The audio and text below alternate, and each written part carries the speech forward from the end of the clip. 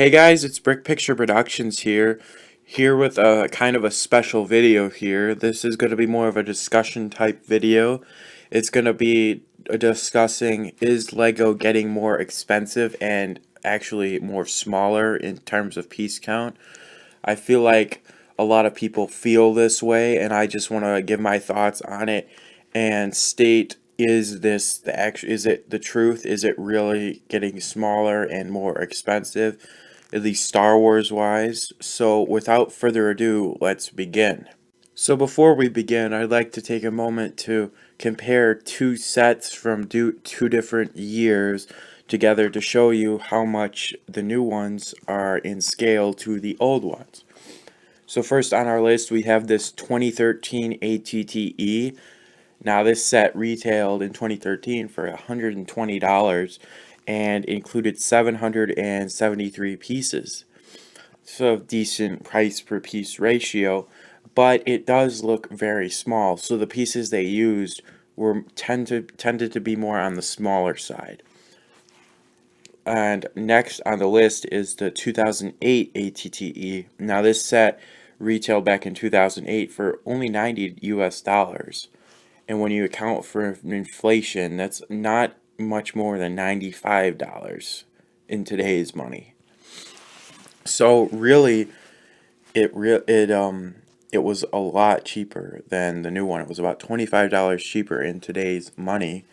And this set included almost 800 pieces, but as you could see, the pieces it included were definitely a lot bigger than the 2013, because in comparison, these two sets are, the 2008 one is roughly double the size of the 2013 one.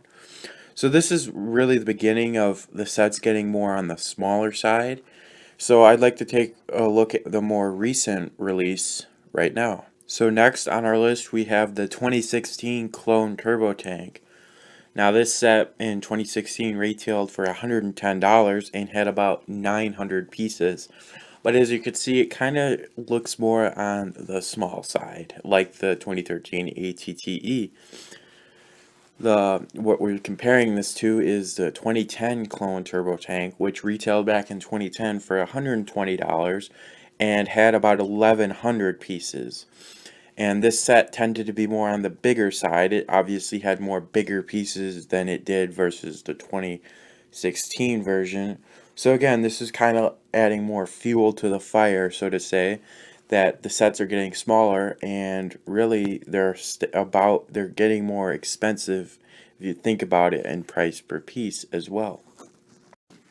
So now that we've looked at comparing the sets, I'd like to just briefly touch base on why I think this is happening. And I think this is just happening to Star Wars sets. It's like an isolated area, and I'll show you this as proof. So look at this old fishing store. This set released this year, and it had over 2,000 pieces in it and retailed for just $150, which is very good price per piece. And I'll show you a Star Wars set that retailed for $200 with just 1,700 pieces, and that set is the UCS TIE Fighter. This set retailed in 2015 for $200, so that's $50 more and 300 less pieces. And this is largely due to what I believe is increase in licensing fees. And that is probably due to the fact that Star Wars is so popular right now. There's new movies coming out, there's Rebels, there's the Clone Wars, there's all this, and all these people are interested in it. So the licensing fees are going to obviously go up.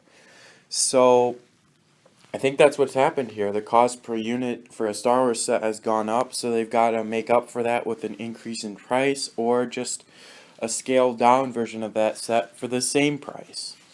With UCS sets, they'll just increase the price because they know collectors will just pay it. I'm not one to do that. Since they've increased the price, I really haven't bought a lot of new ones, not the Snowspeeder or anything like that. And for regular sets, I think that they just scale them down to make them competitive in a toy market for kids. So they scaled down the turbo tank and made it about the same price as the 120 price point to appeal to kids, because if the set's going to be like $150 or something like that, the kids are just going to buy a Hasbro toy most likely. So they want to keep that competitive, and that's why I believe the sets are smaller right now. I don't know if this will continue, but you never know. My thoughts on this are very mixed, and I'm very disappointed with it actually, because I used to like to get the regular sets too. They were really fun. I liked the 2010 Clone Turbo Tank and those types of big sets, but I haven't been able to get any now because the new ones are just small, and I don't want to get those small ones. So I've just been buying the retired ones, which kind of sucks because I like the Lego sets, but I just wish they were bigger. So hopefully this won't continue, but you never know, it might.